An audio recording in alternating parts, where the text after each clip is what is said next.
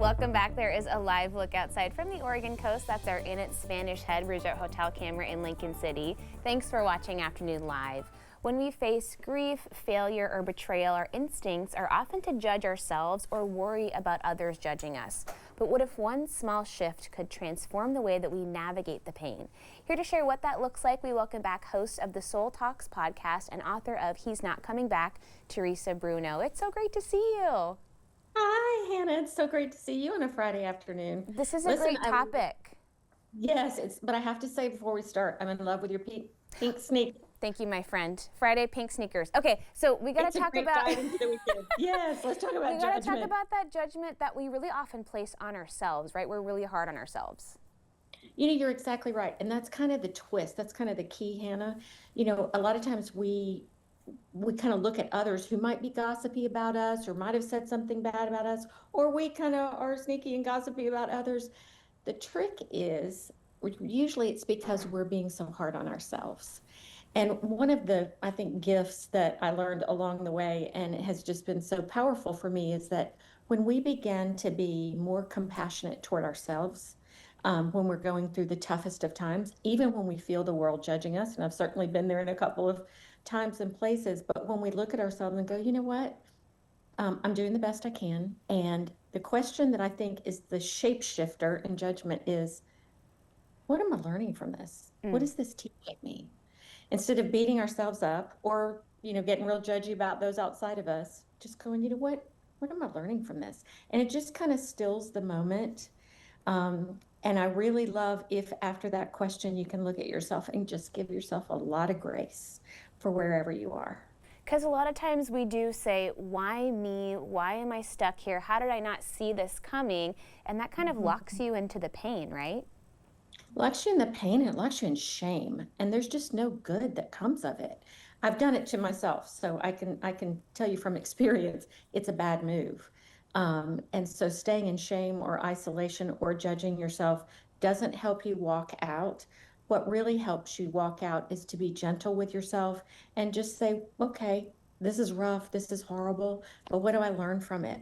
And then just keep walking forward. But don't beat yourself up and don't say, why me? Because often there's not an answer. Right. And you've got this great idea for us kind of leaning into that curiosity more. Instead of why me, you can also say, what now? What am I going to do next? What am I going to do about this? I can't change a situation, but it's up to me to move forward. Yeah, and I think that's sort of the point of living life well, is always going, okay, I've got this past thing, but how am I going to write my story forward? It's not about the past anymore. It's like, what do I want to do with this next? How do I want to create what's forward? Instead of, you know, just staying kind of stuck in the muck.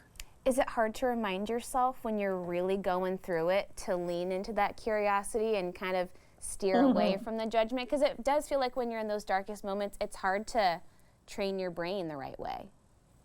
100%. And, you know, one of my the things I talk about and teach about all the time is community is so important. If you have people around you who are lifting you up and they're constantly shining the light on what's going well or how to help you move forward, it really helps you from being stuck. Well, and you talked about building that compassion for yourself, and then it seems like that makes you a better citizen of the universe, right? You probably are going to become less judgmental toward people. That's exactly what happens. Whenever you're compassionate with yourself and you sort of let that judgment fade away, it's just an automatic thing that happens. It's a beautiful turn. When you're gentler with yourself, you're gentler with others. You're a better parent. You're a better spouse. You know, it just kind of trickles out into the universe that way. And I imagine that, like, people probably look to you in your life as someone who's overcome a lot and has shared a lot very vulnerably. It must be rewarding when you can help somebody through their own difficult journey. It is beautiful, and I really feel like that's my purpose in life these days. You know, I came from a background of having a lot of entrepreneurial experiences, but after a huge survival journey and a lot of loss, I feel like the biggest purpose I have in my life right now is helping others through their, you know, navigate their survival, their loss, and to point them toward hope, point them toward, let's write forward. Your story isn't over.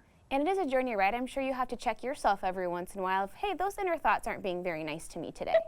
every day. Are you kidding? It's easy to teach. It's harder to do, you know?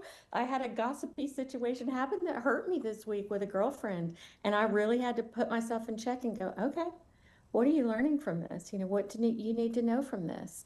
And the minute I asked it, it turned around in me, and I just thought, you know what? She's probably going through a rough time. This is her way of striking out, and I'm an easy friend. I'm an easy target, and she knows I'll forgive her. It's so So it was true. Usually it is when you experience those situations, somebody's going through something else that you're not aware of too. So that's a good reminder. It is always so great to talk with you. Thank you so much for spending some time with us today. beautiful Friday afternoon with you, Hannah. Have a gorgeous weekend. Oh, thank you so much. Okay, we'll have more information about the Soul Talks podcast as well as Theresa's book, He's Not Coming Back, all on our website at katu.com. We'll be right back with more Afternoon Live right after this.